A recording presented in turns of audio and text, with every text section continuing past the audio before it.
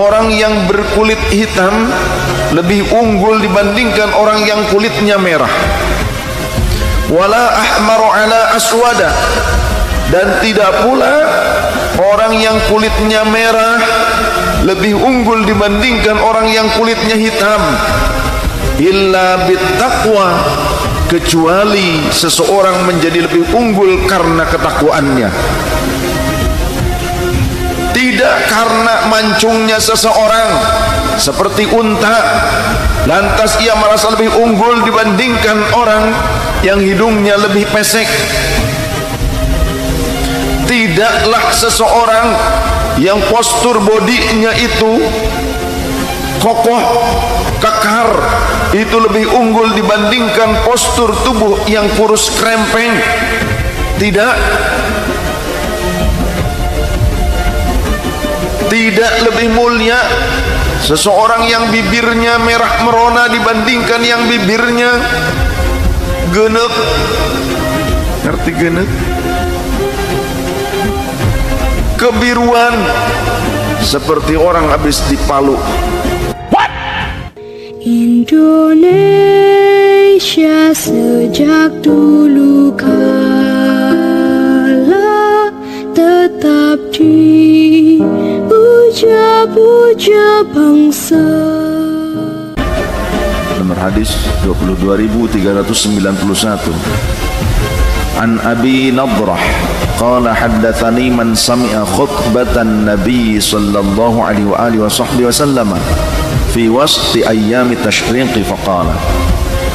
Dari Abi Nadrah, ia berkata, orang yang mendengar khutbahnya baginda Nabi sallallahu alaihi wasallam di pertengahan hari tasyrik, ia telah menyampaikan kepadaku, ya ayuh, di mana faqala Rasulullah sallallahu alaihi wasallam bersabda, ya ayyuhan nas, ya ayyuhan nas, wahai sekalian manusia, inna rabbakum wahidun, sesungguhnya Tuhan kalian itu satu, tunggal. Wa abakum wahidun, dan bapak moyang kalian itu satu, yakni Nabi Adam. Ala la fadla li arabiyyin ala ajamiyyin, ketahuilah oleh kalian, tidak ada keutamaan orang Arab dibandingkan orang Ajam. Ajam itu non Arab. Tidak ada perbedaan keutamaan antara orang Arab dengan orang di luar Arab, yang bangsa Arab dengan orang non Arab. La fadla, tidak ada perbedaannya, tidak ada keunggulan tertentu. Wala li ajamiyyin ala arabiyyin, dan tidak pula ada keunggulan atau mengungguli bangsa Ajam terhadap bangsa Arab, seperti ras Persia, ras Romawi atau apapun, tidak berarti mengungguli atau lebih unggul dibandingkan bangsa Arab. Sebaliknya tadi, bangsa Arab tidak lebih unggul dibandingkan bangsa Ajam, bangsa lain termasuk bangsa Nusantara, bangsa Jawa, Sumatera, Melayu, Sunda, Betawi. Ini kata Rasulullah sallallahu alaihi wasallam. Wala aswada ala ahmarin wala aswada ala ahmara, dan tidak pula orang yang berkulit hitam lebih unggul dibandingkan orang yang kulitnya merah. Wala ahmaru ala aswada, dan tidak pula orang yang kulitnya merah lebih unggul dibandingkan orang yang kulitnya hitam. Illa bittaqwa, kecuali seseorang menjadi lebih unggul karena ketakwaannya. Tidak karena mancungnya seseorang seperti unta, lantas ia merasa lebih unggul dibandingkan orang yang hidungnya lebih pesek. Tidaklah seseorang yang postur bodinya itu kokoh, kekar, itu lebih unggul dibandingkan postur tubuh yang kurus krempeng. Tidak. Tidak lebih mulia seseorang yang bibirnya merah merona dibandingkan yang bibirnya genek. Ngerti genek? Kebiruan seperti orang habis dipalu. Tidak demikian. Kecuali bittaqwa, seseorang menjadi lebih unggul dibandingkan yang lain karena ketakwaannya. Inna akramakum indallahi atqakum. Sesungguhnya yang paling mulia di antara kalian adalah yang paling bertakwa. Syukur-syukur kalau dia punya nasab yang bagus kemudian takwa. Tapi jika nasabnya bagus dibandingkan dengan orang yang tak bernasab bagus tapi takwa, lebih bagus orang yang bertakwa. Karena apa? Innallaha la yanzuru ila suwarikum wala ila ajsamikum walakinnallaha yanzuru ila qulubikum wa a'malikum. Allah tidak memandang postur tubuh kalian, tidak memandang paras wajah kalian. Sesungguhnya Allah hanya melihat jiwa kalian dan amal kalian. Jadi bagi kita yang tidak memiliki nasab kepada Rasulullah, jangan putus asa, jangan merasa rendah diri, jangan merasa rendah dibandingkan orang-orang yang mengakukan dirinya sebagai keturunan Rasul tapi akhlaknya bejat, akhlaknya buruk, perilakunya tidak bermoral.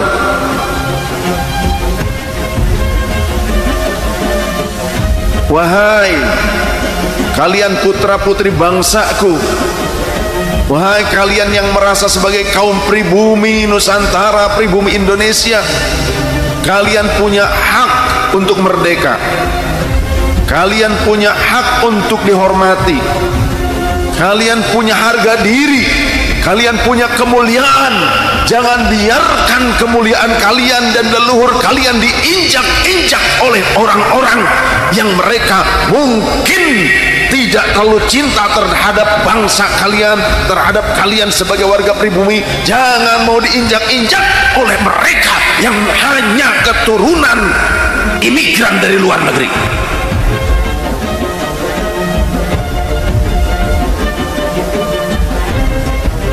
Kita semua punya hak, kita semua punya kehormatan sebagai hamba Allah. Kita semua punya hak untuk merdeka, untuk hidup nyaman. Jangan biarkan perbudakan model baru terjadi di negeri kita. Karena ada sekelompok orang, sekelompok begundal yang ingin memperbudak putra-putri pertiwi, putra-putri bangsa, saudara-saudari setanah air yang mereka umat Sayyidina Muhammad sallallahu alaihi wasallam, dengan perbudakan gaya baru. Karena mungkin dulu ada di antara leluhurnya yang menjadi tangan kanannya penjajah untuk memperbudak bangsa kita. Jangan mau diperbudak dengan doktrin ditakut-takuti kualat, dengan doktrin ditakut-takuti dia akan mendapatkan syafaat. Ketika Anda diperlakukan tidak hormat, ketika Anda diperlakukan dengan perlakuan yang buruk, yang hak Anda diambil, kehormatan Anda tercederai, Anda punya hak untuk membela siapapun Anda. Bahkan seorang budak belian pun mereka berhak untuk membela diri dan membela kehormatan. Anda bukan budaknya sekelompok segelintir orang dari keturunan imigran luar. Anda adalah manusia yang merdeka, bangsa yang merdeka kita. Jangan mau diperbudak. Jangan mau diperlakukan dengan perilaku yang buruk. Jangan mau diambil hak kalian dengan paksa ataupun dipalak, atau diambil hak kalian tanpa ridho, atau direndahkan kehormatan kalian atau leluhur kalian. Bangsa Indonesia nih, bangsa Nusantara ini luar biasa peradabannya. Kalau kita mau jujur dengan sejarah Indonesia, Nusantara ini, kerajaan-kerajaan yang ada di Indonesia, di Nusantara ini dulu, itu sudah dikenal sebagai satu kekuasaan dan peradaban yang maju. Populasi warga Arab keturunan Yaman di Indonesia jumlahnya lumayan banyak. Selama ini kadang terjadi mispersepsi orang Indonesia terhadap Yaman. Bagi masyarakat Indonesia pada umumnya, baik Muslim maupun bukan, Yaman atau nama resminya Republik Yaman atau Al-Jumhuriyah Al-Yamaniyah yang terletak di Asia Barat dan Semenanjung Arabia ini dikenal sebagai negeri para Habib dan Said dan leluhur sebagian komunitas Arab Muslim di Indonesia. Banyak umat Islam di Indonesia bahkan mengelu-elukan komunitas Sadah atau kaum Habib dan Said di Yaman ini karena dianggap sebagai keturunan Nabi Muhammad. Meskipun tentu saja banyak yang baik, toleran, dan nasionalis seperti Habib Lutfi bin Yahya, sebagian dari mereka sering membuat keonaran di Indonesia dengan menebarkan intoleransi, fitnah, kedengkian, permusuhan, dan kekerasan dengan sesama umat manusia. Seperti yang dilakukan oleh Rizik Syihab, Hussein Al-Habsyi, Zain Al-Kaf, Taufik Assegaf, dan baru-baru ini anak muda bernama Bahar bin Smith. Di Yaman sendiri, kelompok Said ini sangat minor, terbatas, dan sama sekali tidak memiliki pengaruh politik dan ekonomi di negaranya. Pamor, keagamaan mereka cuma terbatas di beberapa tempat. Sebagian besar terkonsentrasi di kota Tarim, Hadramaut, Yaman Selatan yang dikenal sebagai kota Sadah. Di Tarim ini ada para mahasiswa dan santri Indonesia yang belajar tentang aneka ragam studi Islam khususnya di Al-Aqaf University, Rub Al-Tarim atau Rubat Tarim, Dar Al-Arzahra, dan Dar Al-Mustafa. Karena sudah eksis sejak abad-abad silam, maka populasi warga Arab dan Yaman, khususnya Hadramaut, di Indonesia memang jumlahnya lumayan banyak dan tersebar di berbagai kawasan: Aceh, Palembang, Jakarta, Bogor, Cirebon, Tegal, Pekalongan, Semarang, Solo, Surabaya, Lombok, Pontianak, Banjarmasin, Ambon, dan masih banyak lagi. Meskipun komunitas ini sudah cukup lama datang di kawasan yang kemudian bernama Indonesia, tetapi migrasi mereka dari Yaman ke kepulauan ini baru terjadi secara intensif pada abad ke-19, yakni ketika ditemukan teknologi mesin uap sehingga memudahkan arus migrasi orang-orang Arab ke Nusantara. Ada banyak faktor yang menyebabkan mereka dulu berkelana ke Nusantara, antara lain karena faktor kekeringan, kemiskinan, kelaparan, minimnya lapangan kerja, konflik, dan peperangan. Indonesia tanah